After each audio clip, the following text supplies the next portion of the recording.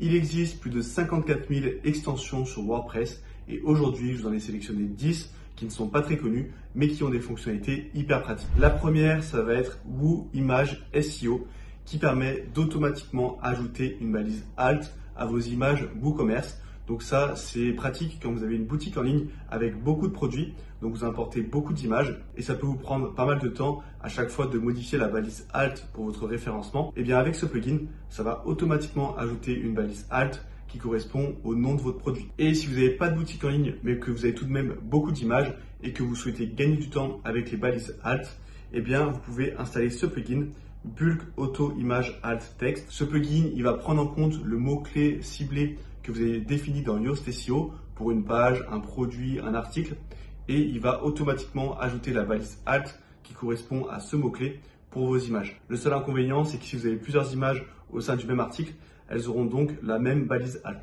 Le deuxième plugin, c'est Tidio Live Chat.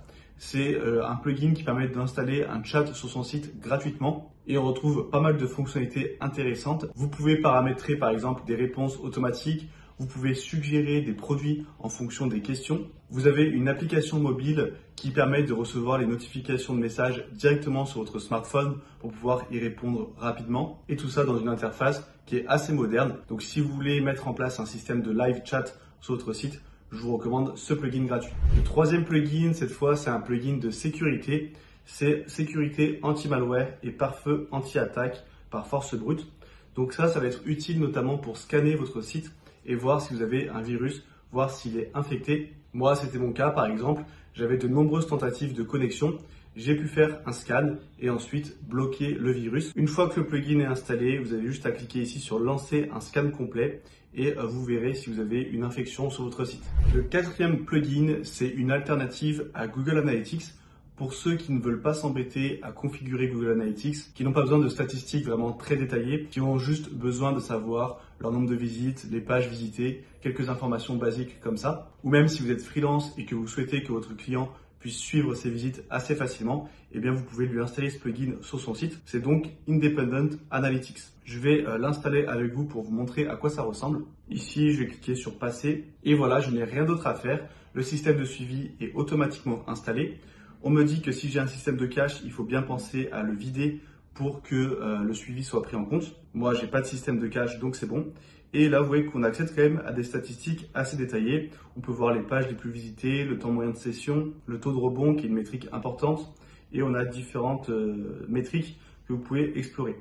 Et quand je me retrouve sur le tableau de bord, ici, vous voyez que d'un coup d'œil, je peux avoir des statistiques. Donc c'est quelque chose d'intéressant également pour le client, pour que dès qu'il se connecte, il voit à peu près le nombre de visiteurs sans qu'il ait besoin de se connecter à chaque fois à Google Analytics. On passe maintenant à la cinquième extension qui est Temporary Logging Without Password, qui vous permet de créer un lien de connexion en un clic où la personne n'a pas besoin de créer un compte administrateur, mais pendant une durée prédéfinie, elle va pouvoir accéder à l'administration de WordPress. C'est utile par exemple si vous contactez un support client et qu'ils ont besoin d'accéder à votre site, eh bien au lieu de créer un compte administrateur pour le support, vous pouvez leur envoyer un lien direct.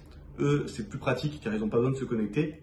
Et pour vous, c'est pratique en matière de sécurité puisque l'accès va automatiquement expirer au bout d'un certain délai que vous aurez défini. Si vous êtes freelance, ça peut être également intéressant de partager ce lien temporaire à un client s'il veut effectuer une action qui nécessite d'avoir les accès administrateurs. Mais pour éviter que par la suite, il installe des mauvaises choses ou qu'il fasse des mauvais réglages, eh bien, ça sera automatiquement désactivé. Donc pareil, je vais l'installer pour vous montrer comment ça fonctionne. Vous allez voir que c'est très simple. Une fois que vous avez activé le plugin, vous vous retrouvez ici. Dans Compte, on a un nouvel onglet qui est Connexion temporaire.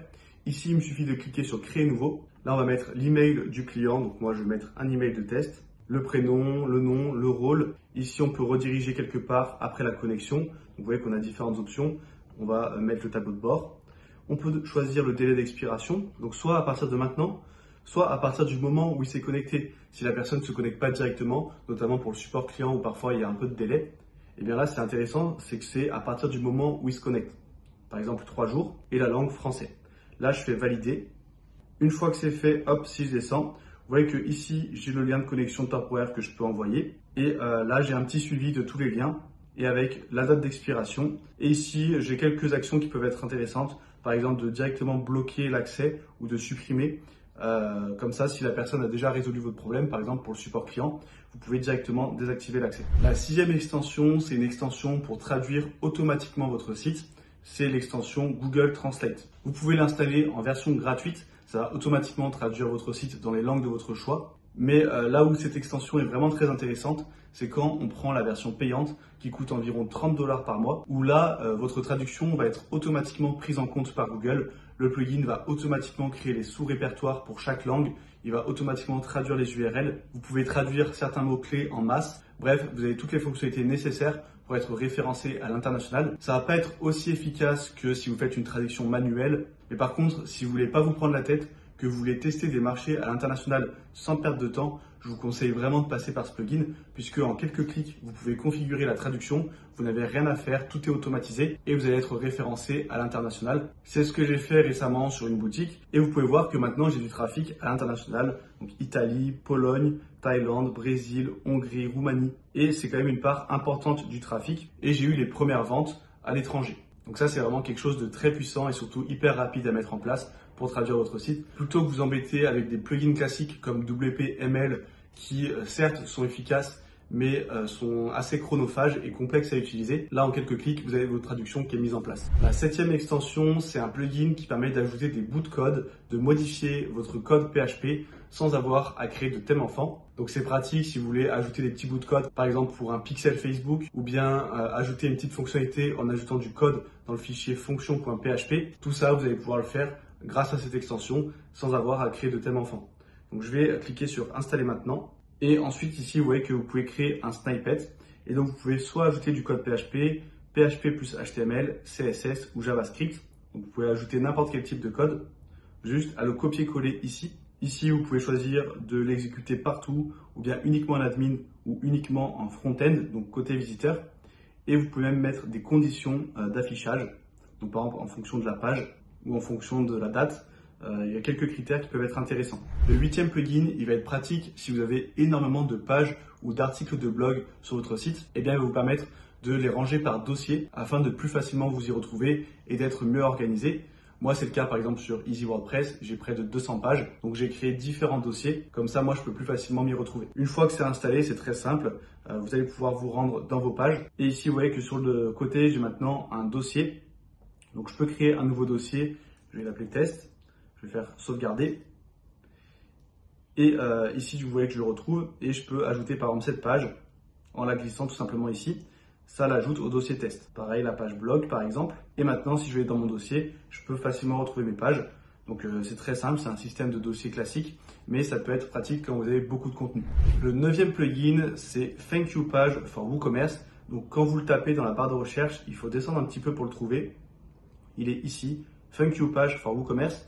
Et ça, il vous permet de personnaliser la page de remerciement après l'achat d'un produit sur WooCommerce. Par défaut, ça va être une page qui est générée par WooCommerce et qui est assez compliqué à personnaliser, il faut passer par du code. Mais là, grâce à ça, vous allez pouvoir définir une URL personnalisée, soit une URL différente pour chaque produit, soit une URL globale, et donc créer votre propre page de remerciement avec Elementor par exemple, et vraiment créer le design que vous voulez, ou même rediriger vos clients vers un espace membre après l'achat d'un produit. Moi, c'est le cas. Lorsque quelqu'un achète une formation, eh bien, il est redirigé sur une page de remerciement et ensuite, il peut directement se connecter à son espace membre. Une fois que le plugin est installé, soit vous allez dans WooCommerce Thank You Page et ici, vous cochez cette case pour avoir une page globale et vous mettez l'URL de remerciement. Soit dans les produits, vous aurez une nouvelle option où vous pourrez individuellement modifier la page de remerciement. Ça, c'est une petite fonctionnalité qui peut être très pratique et améliorer l'expérience utilisateur sur votre boutique. Et la dernière extension, c'est une extension pour le thème OceanWP,